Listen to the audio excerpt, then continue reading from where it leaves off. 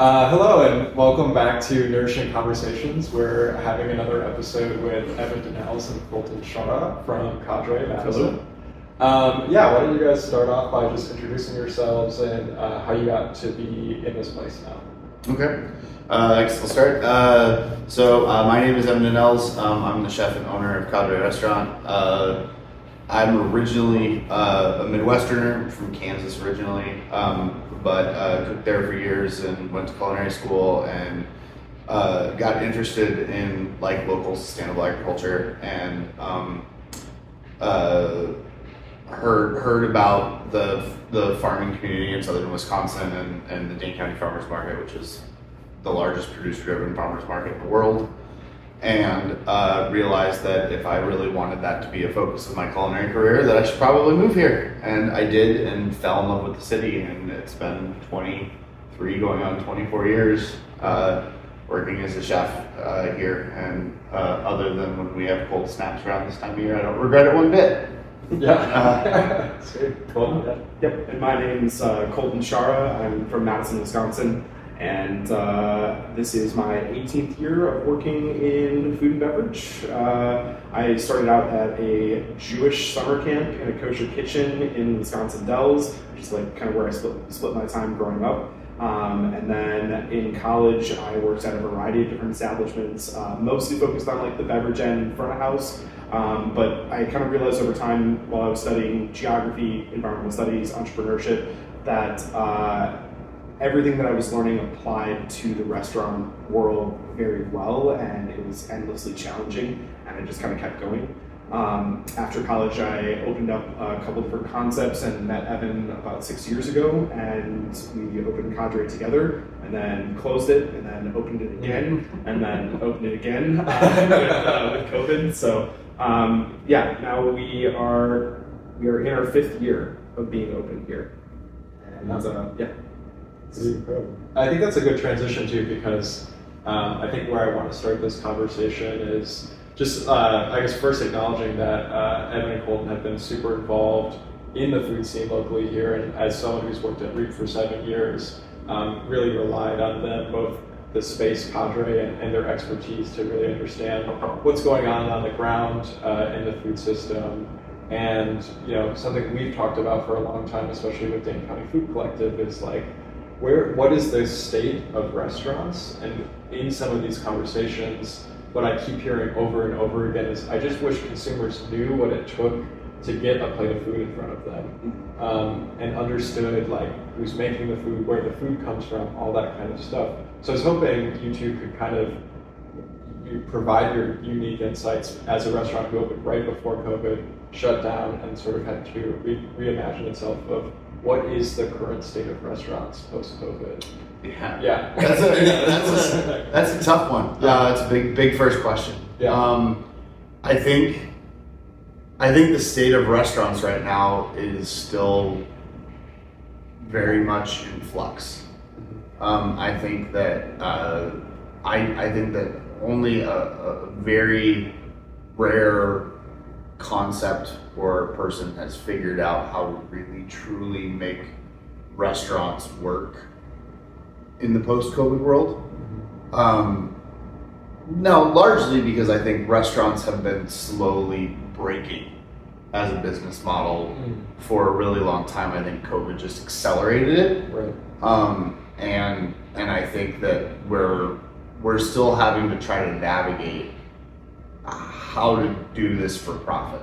A lot of really good restaurants that were very busy and that are generally very well respected, even some of them run by very famous chefs, have shut down in the last year because they started to look at their model and said, I don't think there's a way to make this work.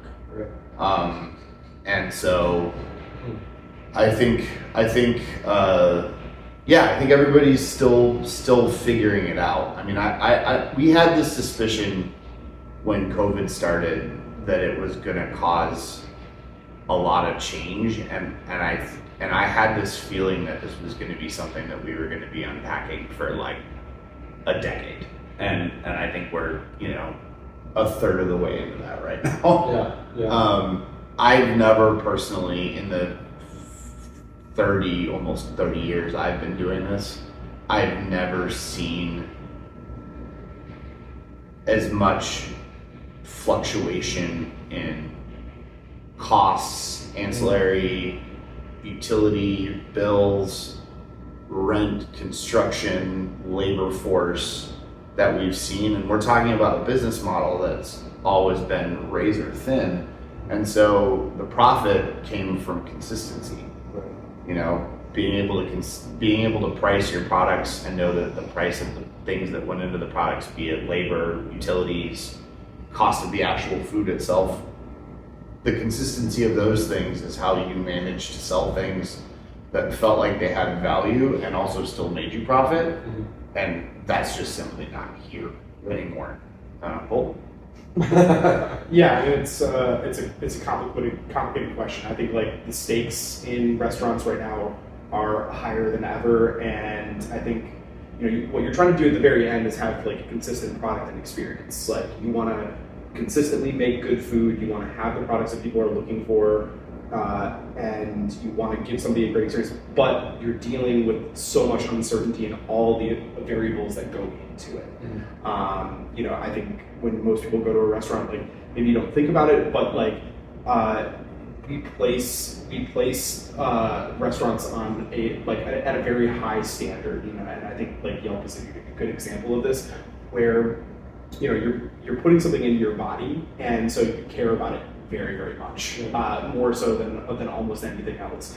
And with restaurants right now, you've got the uncertainty with your labor force.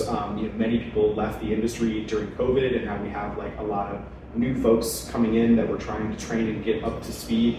And food-wise, like you've seen it with farmers sometimes, that even our suppliers themselves are kind of hanging it up and saying like it doesn't make sense for us anymore, and then you have to go out and find a new source for your produce. Service vendors, how many different people you have to work with to make sure that your equipment's running and you have plumbing, you have electricity. The cost of that certainly is higher than ever, and becoming more difficult to plan for each year. All of those variables come together, and it's chaos before the end of the formula. It's like how do I come out at the end? And I forgot to even say consistency of consumers. Yes, and that too. Cancellation rates. Oh my God! During COVID, 1/3 of all reservations were no-shows or canceled. And so for us to plan for scheduling, I think that's a common thing, unfortunately, that we see now, because it's not just Yelp anymore. We also have Facebook groups that we're seeing that will talk about their experience. We can dedicate a whole other to Madison Foodie. But I think each of us has experienced it, but we've also certainly seen it as well. That service is becoming slower, service is awkward, and shit, I lost my stream of thought here. Just like was that what the cancellation rate thing was like? Consumers, Pre-COVID, it was probably 5%. I think was probably about the national average on cancellations, and it went up to 30 during COVID. And I think it's settled in somewhere around the 20% range. Yeah, which is still. And we had one particularly bad incident of it that will thankfully never repeat itself, where we didn't take deposits for graduation here in Madison. And then we lost over 30% of our graduation tables. And people don't realize that when they're making a reservation, that there's a social contract involved with that. Like they're promising us that they're going to come in and take up space that we're setting aside for them. Right. And if we're line out the window or line out the door and down the block busy, and somebody doesn't show up, it's not that big of a deal, but we still have to hold their table for a half hour in case they might show up late. And that's a best case scenario, because honestly, most people won't go to a reservation-based restaurant unless they can make a reservation. Yeah. And so you've already ordered the food. I've already ordered the trying food, to project out how many what dishes you're going to make. Scheduled the people, done all the things. I think the hard part about post-pandemic unpacking is that most people felt like once the immediate health risk was gone, COVID was over. But COVID as a social phenomenon is still very much going on. Yeah, for sure. And we'll continue to have ramifications on the world. I mean, there was, stories about, remember when the avian flu hit the laying chickens, and they lost 10% of all laying chickens, in the United States, but the price went up 1,000%. Right. Right. Like, how does that translate? Right. But those of us who own restaurants that need eggs didn't have a choice. Right. Fortunately for us personally, we weren't part of the commodity market, which is a really good part about when we want to get there into segue about one of the huge advantages to buying local was for the most part, food pricing for us didn't fluctuate a ton during COVID. Right. Because we were dealing with local vendors that weren't reacting to the speculative commodity markets. Yeah. But there are other things that we're stuck with that weren't, like, at one point in time during COVID, we were paying like $30 for a box of gloves that's back down to $3 again now. Right. And like, we have to have gloves. Yeah. Especially in the pandemic. Yeah. Yeah. So actually, like, before we jump deeply into local food, I think that's actually a good segue into how are you adjusting to it personally? What are some of the strategies that you're doing here at Cadre, and maybe perhaps getting into like what's working and what's not working in terms of those adjustments? I think it varies a lot depending on the size of your business. I think a restaurant that's larger than ours has a little bit harder of a time adjusting to these things. We've had to reevaluate how we schedule our employees, what kinds of things that we want to do and how much labor we're willing to have go into it.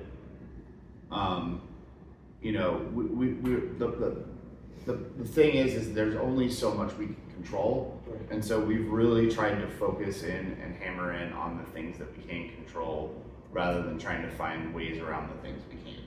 Our trash bill went up a ton, our utilities went up a ton. All of those things are things we can't control, and so we've really tried to focus on making sure that we're filling the needs of the people who come here to the best of our ability. And really, thanks to Colton, I think mostly, trying to really double down on the experiential component of being a restaurant, because another big product of COVID was a lot of people eat out less, and when they do, it's an event and they want it to be an event. Yeah, that's a good way of explaining it, is like as an event, because you're right, I think we've seen it not just with COVID, but then with inflation after that, because people are trying to prioritize spending less, they're willing to still go and do something that's a great experience. But how do we provide a great experience when we maybe don't have the staff that we had before that was with us for 4 or 5 years? So I mean, I've tried to lean into in front of house as much as possible, like providing people a narrative, and that's why we went back to our pays, like regional French food menu. Also, like being willing to write more. Like I do descriptions on wines that are printed on the page so that I can provide that, and it's a consistent messaging. And yeah, I mean, definitely being willing to go and spend time face to face and talking to customers too. But I think a lot of restaurants can't afford to do that most of the time. Like Evan's, trying to split his time between 2 places and has to wear a lot of hats, and adjusting is hard. Yeah. To wrap up this kind of conversation around the state of restaurants and what you guys are doing, I just want to pose this question because I don't think people think deeply about the state of restaurants or necessarily understand, like we were talking about earlier, what all goes into producing that experience that I think a lot of us crave, and at least I do personally. But just to pose a simple question of like, why should people care about restaurants, especially restaurants like Cadre that are doing really unique experiences and really built into the local food scene? I think a lot of our customers are inspired by their trips here. Like that's like a big thing, you know.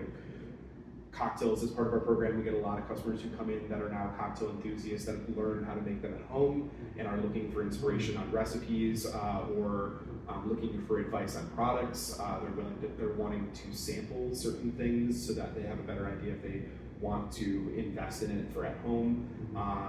Same thing for food as well. Like we get foodies in that want to learn more about a particular process that we're using, and yeah. What about? Yeah, I mean, I think, restaurants come in all different flavors, and I think that's one of the problems is that we have this tendency to lump all of food service together in a way that's not necessarily fair to like the full service restaurant. Meaning like McDonald's to Chili's to us to the French Laundry all get lumped into this same generalized category. And so I think the trick to it for us at least has been about leaning into the things that we want to be and trying to be better about really trying to show people why we're different, so that the people who want to come and get that, like if that component, where things come from and why did you do this and how cool is it that you made it from scratch is the most important part of the restaurant component, we're showing people that we've got that. Because, we shouldn't have our price compared to a Chili's. Right. And we shouldn't be compared to a Linea. Yeah. Like we're somewhere else. Yeah. And where that is, people want to categorize it into these neat boxes. But like in the internet age, that's not really a thing. I mean, we're in a society that's starting to realize that we're not even thinking binary about gender anymore. Why should anything be categorized so heavily? And so it's more about, for us personally, it's been more about showing people like, hey, this is what we're about. If this is what you're after, you won't be disappointed, rather than trying to just have a generalized, like, this is a place where you can come eat food. Yeah. Sort of appeal, which honestly was like kind of the way restaurants I thought felt pre-COVID more. Was like I think the trend had been going in another direction. I think the industry was starting to break out into these more pockets of things, but I see things like Bernie G's, and it makes me realize that like. Or next is so fun. I mean, how cool would it be to do that? You're right.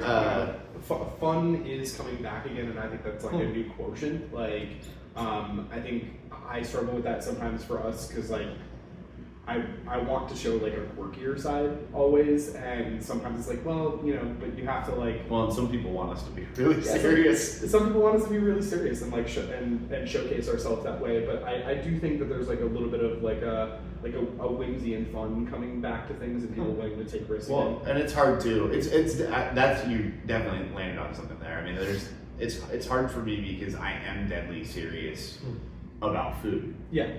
But I'm not. I don't. But sometimes you don't make a riff on a Big Mac. I don't. Or whatever. And you can be serious and quirky at the same time. Yeah. And it's hard to show people both sides of that because I think there's, especially as a chef, I think there's this like idea that like I should just be this like militaristic, like serious person. I mean, we've known each other for a long time. I'm capable of being very serious. But my default state is kind of mild amusement, and it's been an interesting struggle to try to like indulge the whimsical side of what we do, while also showing people that we're deadly serious about like where our products come from and how we handle them. Yeah. And I think that brand identity is something any good restaurant is always working on forever.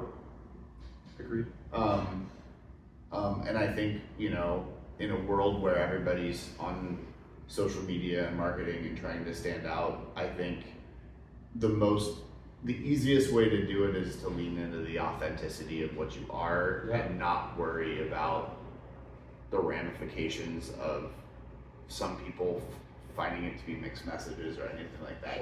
Just be what you are. Yeah, I do think that that's kind of a generational change too. I'll give like a weird example of this. Like, you know, we realized probably like a year into doing this that it's like, okay, yeah, like Instagram is going to be really important for food. Like, So it was kind of just breaking out. Yeah, it's like, and it was just like, and it's crazy now because we look around the dining room every night and it's constantly phone eats first. You know, like somebody wants to take a picture of what they're eating, and so it was like, okay, well, you know, we need to get our food photographer in. We need to take like polished, good pictures so that people look at that and want to come in and be like, I want that. And it did happen for us. I mean, we had a really great write-up in the State Journal, and how many times we would have a customer literally come in with the cutout piece of paper from the State Journal and be like, I want this experience. Wow. And so we went like a polished route for a couple of years and it worked really well, but I think now like what we're finding is half the time when we put out a really nice polished, like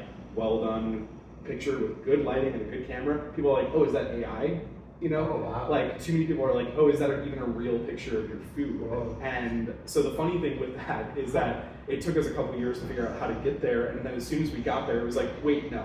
Like, and so sometimes being quirky, it works for people because it's very authentic. Sure.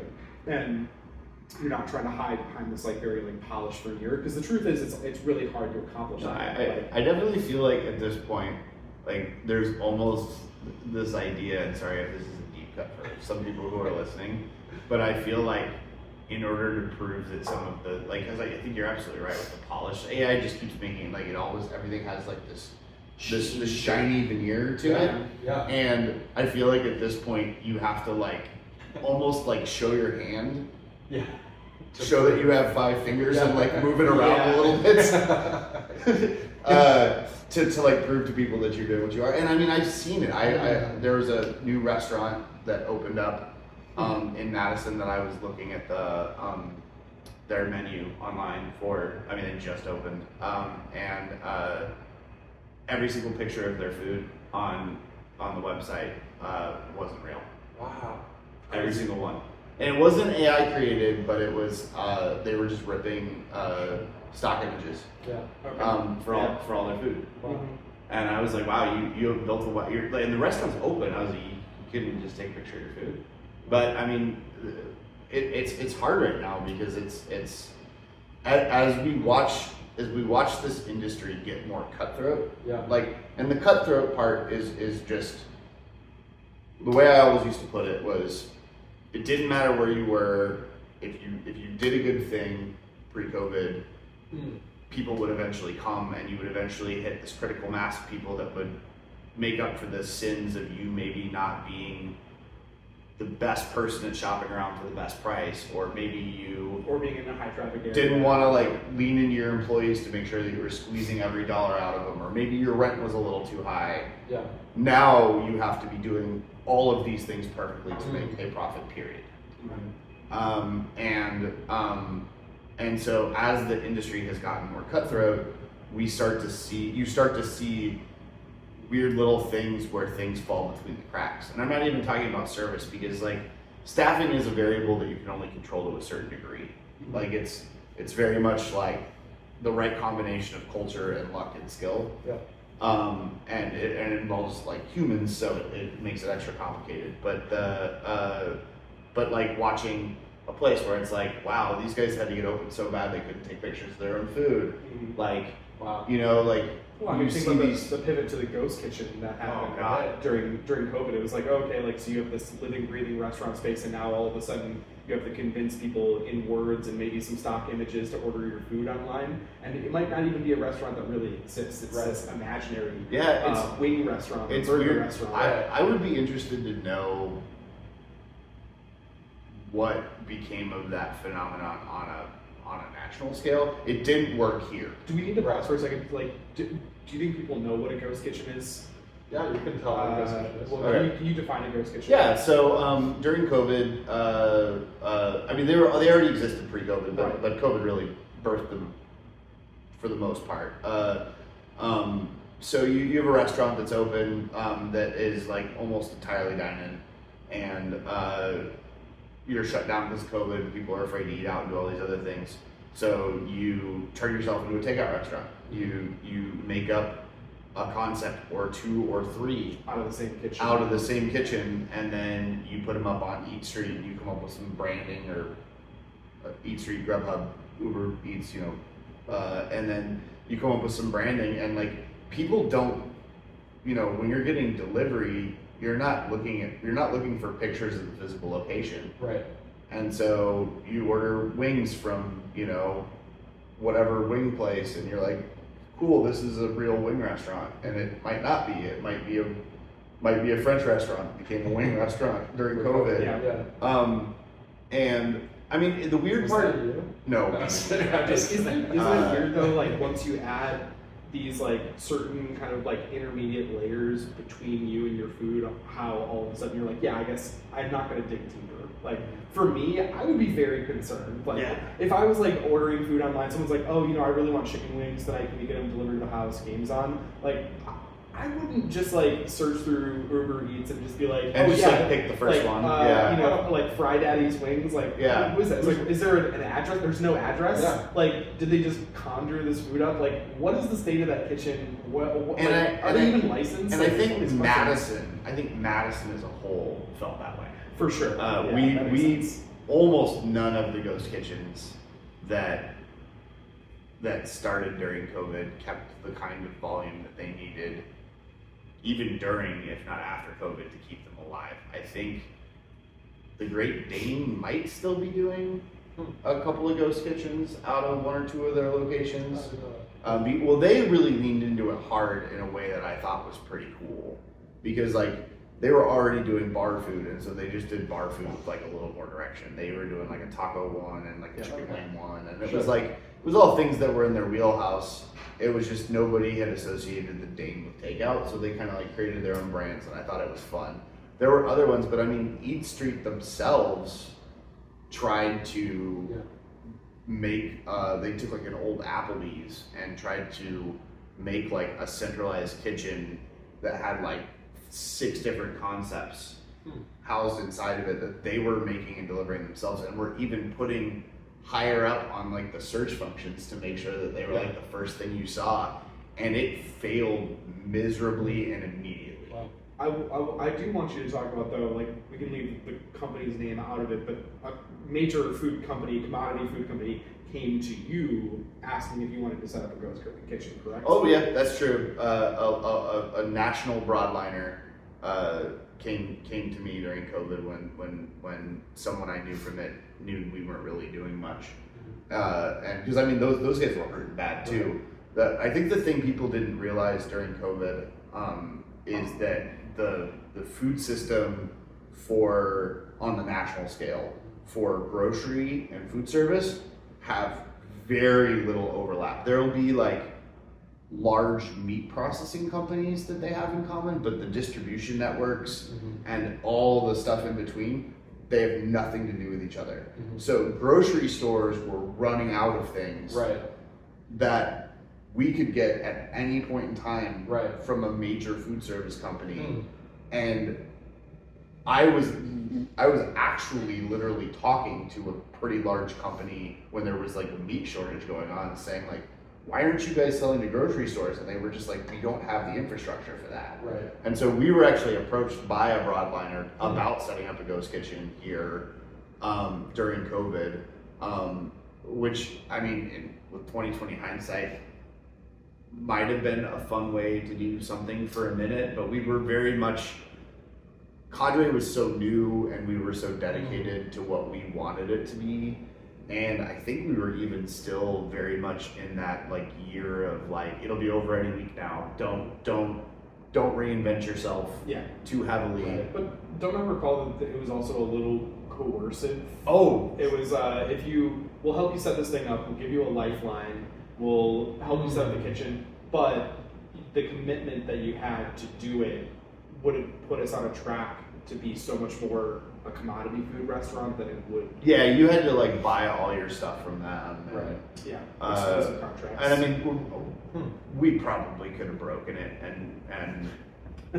and gotten back out of something like that. But it was, I mean, yeah, there were definitely.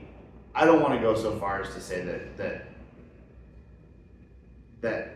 I don't feel like most of the companies that were doing that sort of thing during COVID were attempting to be predatory, but it was hard for me to come away from the conversation not feeling that way a little bit. I think that's my concern is like, obviously we're seeing now that like when there's a concentration of capital and a concentration of resources, like in a time when things are very disrupted, like it's easy for groups like that to come in and completely change a system. Oh, I mean, well, look at Toast.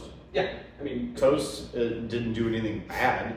They were just Toast is a point of sale system with a relatively robust online ordering backend, and you know, they went from being one of probably a dozen plus major companies doing POS systems to 80% of market share. wow. And during COVID. And companies, like there were a lot of restaurants who were cash only that all of a sudden had to go to contactless payment. Oh god, that's another whole podcast worth of conversation Completely. about places not accepting cash anymore. Right. The takeaway for me is just that like obviously one disruption completely changed the industry. What is the next disruption going to do, and what type of disruption? And we'd be lying if Colton or I said that we don't always keep an eye on what COVID 2.0 is going to be. I don't know that it's necessarily going to be a disease. It could be war. It could be any number of things. But we're a tariff. a tariff of 12. God, the French wine thing will get fun. Yeah. So let me kind of shape the conversation from this into. It seems like COVID was obviously this major disruption, like you said, that caused a lot of change within the system. But it either caused change or it just really sped up, like exposing things that were already in process. Absolutely. But it's also like you guys held firm to what your vision was for this restaurant, obviously made adjustments as needed. But I'm curious because you guys are sort of like so rooted into this local food system, like take it a step further outside of your restaurant. Like what are the things that you're seeing in Wisconsin, in Dane County, that are sort of inspiring you, or how do you see that system moving forward with or without major disruptions? I mean, if we're focusing on just like Madison, Dane County, southern Wisconsin area, I think the farmers market continues to be very successful as a state. I think Governor Evers did a pretty outstanding job of making sure that money flowed to Second Harvest, to food banks, to homeless shelters, to farms, to make absolutely certain that our food system didn't collapse. Most farmers I know actually ended up doing pretty well during COVID. Right. People got more interested in cooking at home, so as long as they had a way to get food to people, there was that. Second Harvest was buying millions and millions and millions and millions of dollars worth of produce from local farms, and so we managed to keep like that integral component of our food system like really healthy during it. And then we've had the benefit of so much growth in medical research, mostly medical. We've always been the hub of the insurance system for Wisconsin, because thanks to being the state capital, and we've got Epic and Exact Sciences and university research and a hospital and all these other things that just continue to grow, and it brings a lot of white collar industry to Madison, and these are people who work in jobs where when they have leisure time, they want to go out. And so I think we have been largely, I mean, I think our restaurant scene was at kind of close to critical mass and always has been in terms of restaurants per capita. But our food system as a whole has always been, hasn't been. And I think, like, I don't hear farmers ever saying, I can't grow enough food. I hear them say, I don't want to do more of that to certain things sometimes, but I never hear them saying, like, I can't physically grow more food. And so Madison is growing at a rate that has to just be exponentially faster than it ever has before. But I do see our food system as a whole, like the building blocks are there. Like the food is there, the restaurants are there. We just need to figure out a way to direct all the right things, which is why we're excited to be part of the food plan, because it turns out these things don't organically all connect themselves and flow easily from one thing to another. And so that's the thing that makes me hopeful, because if you don't have the building blocks that you need, trying to do good work in the food system becomes pretty impossible. Like if you've got to go out there and like actively convince people to farm, like that would be the hard part. Really hard. But we've got that part, and so now we have this problem of how do we figure out the logistics of getting from here to there, because believe it or not, it's not a thing a lot of people specialize in. And how do we do it in a way, especially how do we do it in a way that lets people know that what they're getting is special, beyond just the quality of the food in general. And can you tell, because I agree exactly with what you're saying, and I think we have those building blocks, and perhaps things like a food plan can sort of get us all moving in the right direction. But I also think there's like this separation between people who are really like embedded in the food system and then the average consumer. And so can you tell me, like, because I don't think I've ever really heard this laid out, and I just want to know what you guys think personally, and we can, I think through the food plan, really like figure out how we define this food system in this region. But like, I know you do a lot of work related to this specifically with like French regions, right? Of like what makes them special, what are their like main characteristics, and I'm curious if there's something like that for our local food system. Sure. So my specialty is definitely like in wine and in spirits. So I do all the beverage purchasing for Cadre, and I work with a lot of different distributors. I work with 24 different distributors, and even going back to my college days, like one of the things that's always helped me with wine especially is that there is a history of protection when it comes to products, like where they come from, how they're labeled, protection, like seals and labels on the bottle. So I know, like for me, like if I am shown a new product, or I go to the grocery store and I'm parsing through, what is on the shelf, I can see right away that I'm like, okay, that has a mark that says that it's an independent producer, and it has a mark that says that it's a certain level of sustainability. It has a mark that says that it's from a certain place, and I know that place is associated with quality. And I think it's been really helpful, and I know that there are some products out there like Parmesan Reggiano, like okay, this is Italian Parmesan, it's made in a certain way, it's a certain level of quality, it's been aged for a certain number of years, that it's very, very, very good. And I think there's a lot of other products out there that could benefit from that type of protection. I'm not just talking about regulation, I'm like, it's actually like ensuring that something has an identity to it, but that also it is more readily apparent to consumers like what they are buying. And so coupling that then also with like sort of these like food regions and localities, during COVID we did the Pays regional French food, and then we are continuing to do that now in the restaurant here.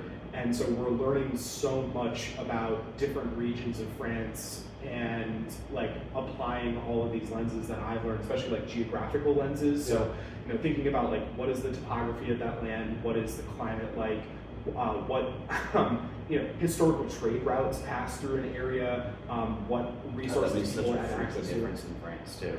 It does. I mean, like when you look at France, I mean, it's about the size of Texas, but like the diversity, you're talking two very significant mountain ranges, like different like rock formations that are very significant, differences in soil, differences in climate depending on where you are. So there's a lot of regional variety, but then it also is like it's historical and cultural too.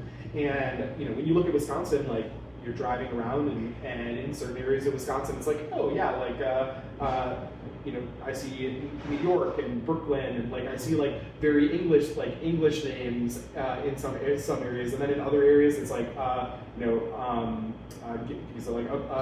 Milwaukee. Yeah, so like you see that there's like this area of Wisconsin obviously was settled by people of Norwegian and Scandinavian descent, and this area was set by people of German descent and English descent.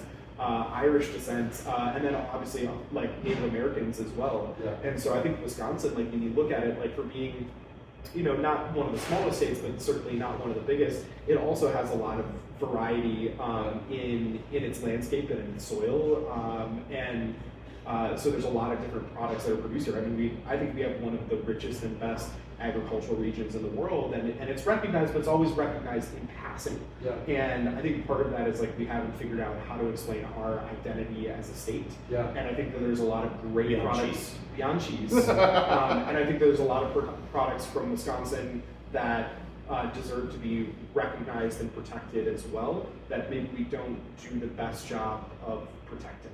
I mean, obviously, like with cheese, even half the time when a new cheese gets put out and it's in the style of another place, we're the one that's getting hit with a lawsuit because we can't call it Gruyere, because that is a protected name. Right. And it's a difference in time. It's a difference in focus. Like obviously in France and in Europe and other places, it's 400, 500, 700 years of history. Yep. Offers doing it you- longer. Yeah, and it's also like what would you call it? Like not a process of elimination, but it's you learn something in practice over a very long period of time, and it becomes obvious like maybe this isn't the plot that you should try to plant that vegetable. It's a little too wet, or the soil is too acidic. And not to mention the fact that underlying all of this, if we're going to continue a European versus American comparison for these things, is two gigantic things stand out so glaringly that differ their food systems from ours. Yeah. Which is one,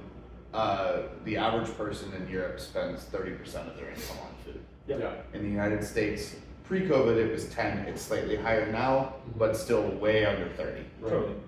And two, there is next to no large industrial commodity-based farming in Europe, period. Right. Yeah. Because they simply don't have the space we have in the United States to ruin wide swaths of land. Right.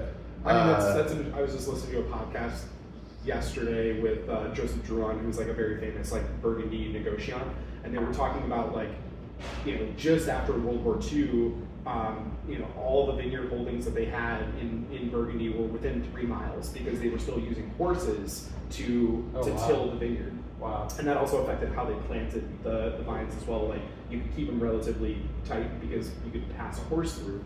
And then after World War II, all of a sudden tractors became more available, and so it was like, what do you make after you're done making tanks?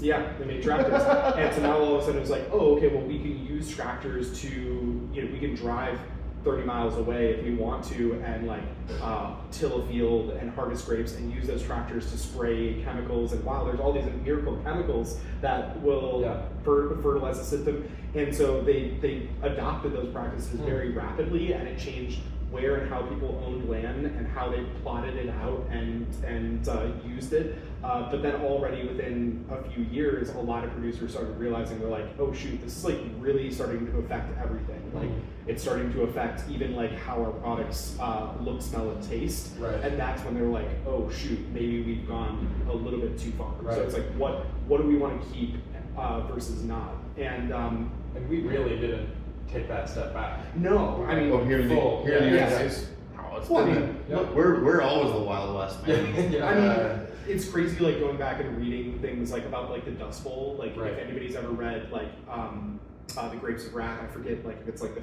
5th chapter, but you know it's just kind of describing like basically taking a gigantic steam tractor and being like, I'm going to run into the horizon and somebody's house is in the way, we're going right through it. Right. And how we just like ripped and tore the land, and it was very effective for farming, but in the end, it had some very catastrophic consequences. Right. And I mean, the nice thing is now, like, you know, we do have quite a bit of science, we have a little bit of experience in our background to not hopefully make the same mistakes. What I always am hoping is that our food system in America and here in Wisconsin will get a chance to leapfrog. Like, Yeah. we won't have to go through all of the developmental stages that they've had to in other areas of the world, because hopefully we'll have a little bit of foresight and a little bit of knowledge that we I mean, that's what's supposed to make the humanity stand out from the rest of the animal. Right, yeah. It's like you hope that you're not going to repeat the sins Yeah. of your fathers, but Right. and I think on a hopeful note again with that, like thanks to the robust. Yeah. I mean, when I was meat processing a decade ago, we had the second largest amount of small to medium sized meat processors, basically meaning like family county meat processors in the country, behind Virginia, strangely enough. A lot of hand down there. A lot of ham. And on top of that, we have the largest concentration of small to medium organic farms. So like we have people who are already doing the right things, Right. and farms that have been going for. I mean, I think our organic farming. It also bears mentioning that before like 1970, organic farming was just farming, Yeah. Right. and then we had to make that title to differentiate between this large post World War II industrial farming and people who were growing things with a little bit more like curation to the land and elements, and so we've got people who have been doing a lot of this work, and doing these things, and we've got access. Yeah. But I think, again, back to your point, the hardest part that we've been experiencing in this post-COVID world is trying to show people that it has value. Right. That some, like, paying more than 99 cents a pound for chicken means that you get something much better. Sure, it may nourish you the same amount as a chicken, but at what cost? Right. Right. At what cost to your enjoyment of chicken? At what cost to the land? At what cost to the local economy? And I think one of my sort of post-election things that I started to say to a lot of people about what's happening with having Donald Trump come back into his presidency is, I think we're going to see the end of sort of a federalist era that has existed for most of our lives. Right. And where you live is going to matter. It's going to matter because it's going to determine the rules about what is okay and not okay in terms of gender and religion and education and all these other things, but it's also going to matter to food. Absolutely. And so, remember, I think as we work on this food system, a very conscientious campaign to remind people that local food isn't just better and more environmentally conscious and all these other things, but it's also keeping money Yes. in the local economy, Right. which is going to matter so much because I think that states are going to be determining, legislatively what the value of of a lot of these things are in the coming years. Well, I mean, it's to kind of hammer on that point too. I mean, RFK is talking about going after high fructose corn syrup, and I think something that we forget sometimes is that because corn is subsidized, but with government subsidies, that's part of the reason why it's so prevalent and it's put into so many food Yeah, products. it's not because it's more efficient. Because it's overproduced, and Beets also, actually make more sugar for less cake house. so Uh, even just that, like all of a sudden you take one subsidy away, it could completely change the food system. It could Absolutely. completely change how and what people eat. And we see it. The nice thing with the farmers that we work is they're incredibly diversified. Like almost all of them are producing a variety of products and planting on different schedules so that they can avoid catastrophe on one end. Like there's a wet summer, hot summer, hail in the spring, whatever it might be. But then also they have products that deliver year round, and they're not just putting all their eggs in one basket. and for a lot of them, although I think sometimes it's to their own sort of health detriment, is doing the sort of magic trifecta of wholesale farmers market CSA, which was kind of the way everybody did things, and then as the CSA started to kind of fall out of favor in the late 90s, early 2000s, and looked like it was going to tank. COVID did have the nice side effect of bringing CSAs back, of course. Yeah, absolutely. And then we've got people like Scott Williams from Budding to Be, which Scott always deserves a shout out anytime you talk about local food, who's aggregating local products for people who don't really want a direct market to wholesale, which is a great way that keeps our prices down. Yes. Because then we're not paying farmers market prices for, because when you go to the farmers market and you wonder why something's so expensive, this ties back into the whole restaurant thing. You don't think about the fact that like when a farmer packs up for the farmers market, they're pre-bagging spinach in 1/3 pound packages and then putting them into boxes and then loading them into a truck and then driving them over to you and then selling them and then having to throw some of that away during the summer or whatever when it gets wilty. And then they can't sell stuff that's been sitting out for hours probably, most things, to somebody else. Like seconds versus like market vegetables. I mean, we buy tomato seconds all the time because it's we didn't buy a single market-worthy tomato. We haven't bought a single market-worthy tomato in this space for years. Every single tomato we have in here is too ugly to be sold in a farmer's market. And delicious. And delicious. Yeah, just I as think delicious. they're fascinating. Every single time I see one, I pick it up. Yeah. So we're running out of time. So I want to end on 2 questions because you kind of hit on this and I want to hit it over the head to the listeners, which is, can you quickly just enunciate what the values are that you hold to purchasing local food, or like why you purchase the food that you do? You sort of talked about it like economy. Yeah, go ahead. Well, I have a canned response for this. Okay, great. Fortunately. Great. So, as much as I would love to proselytize and consider myself to be an incredibly moral person, I'm a chef. So at the end of the day, the thing that matters the absolute most to me is quality.